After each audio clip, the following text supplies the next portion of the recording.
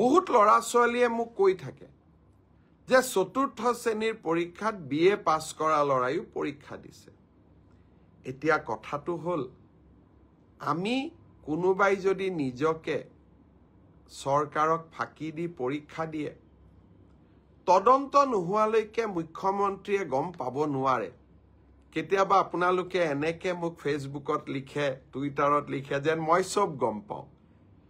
কোনোবা ল'ৰা এজনে যদি বিএ পাছ কৰিও নিজৰ যোগ্যতাটোক লুকুৱাই পেলাই চতুৰ্থ শ্ৰেণীৰ পৰীক্ষাত আবেদন কৰে, মুখ্যমন্ত্ৰীজনে কেনেকে গম পাব? আপোনালোকে খবৰ দিব। আপোনালোকক আমি সুবিধা দিম যে এনে যিসকল লোকে আপোনালোকে দেখিব যে লিখিত পৰীক্ষাত পাছ কৰিছে কিন্তু এডুকেশ্যনেল কোৱালিফিকেশ্যনক তেওঁলোকে লুকুৱাই ৰাখিছে, আমি সুবিধা দিম আপোনালোকক অভিযোগ দিয়াৰ বাবে, যাতে অৰেল পৰীক্ষা হোৱাৰ আগতে বা মৌখিক পৰীক্ষা হোৱাৰ আগতে আমি আপোনালোকৰ অভিযোগবোৰ নিৰ্দিষ্ট ইউনিভাৰ্চিটি লগত কথা পাতি আপোনালোকৰ অভিযোগবোৰ যাতে আমি নিষ্পত্তি কৰিব পাৰোঁ। বহুত লৰা ছোৱালীয়ে মোক কৈ থাকে যে চতুৰ্থ শ্ৰেণীৰ পৰীক্ষাত বিএ পাছ কৰা লৰায়ো পৰীক্ষা দিছে।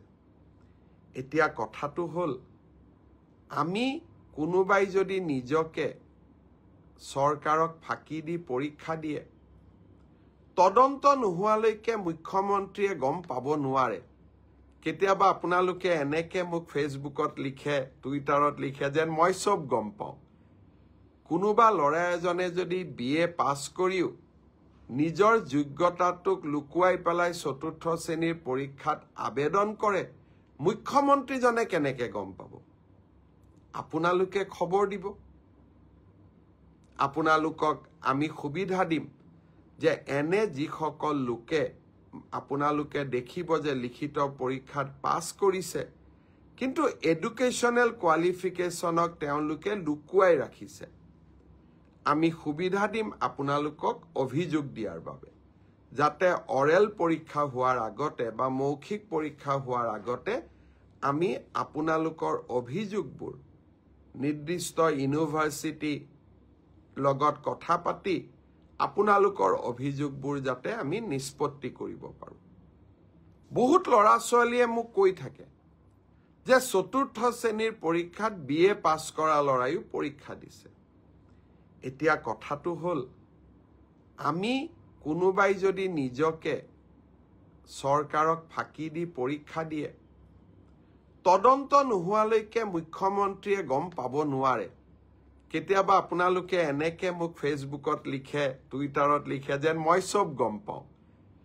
কোনোবা ল'ৰা এজনে যদি বিএ পাছ কৰিও নিজৰ যোগ্যতাটোক লুকুৱাই পেলাই চতুৰ্থ শ্ৰেণীৰ পৰীক্ষাত আবেদন কৰে, মুখ্যমন্ত্ৰীজনে কেনেকে গম পাব? আপোনালোকে খবৰ দিব। আপোনালোকক আমি সুবিধা দিম যে এনে যিসকল লোকে আপোনালোকে দেখিব যে লিখিত পৰীক্ষাত পাছ কৰিছে কিন্তু এডুকেশ্যনেল কোৱালিফিকেশ্যনক তেওঁলোকে লুকুৱাই ৰাখিছে, আমি সুবিধা দিম আপোনালোকক অভিযোগ দিয়াৰ বাবে, যাতে অৰেল পৰীক্ষা হোৱাৰ আগতে বা মৌখিক পৰীক্ষা হোৱাৰ আগতে আমি আপোনালোকৰ অভিযোগবোৰ নিৰ্দিষ্ট ইউনিভাৰ্চিটি লগত কথা পাতি আপোনালোকৰ অভিযোগবোৰ যাতে আমি নিষ্পত্তি কৰিব পাৰোঁ।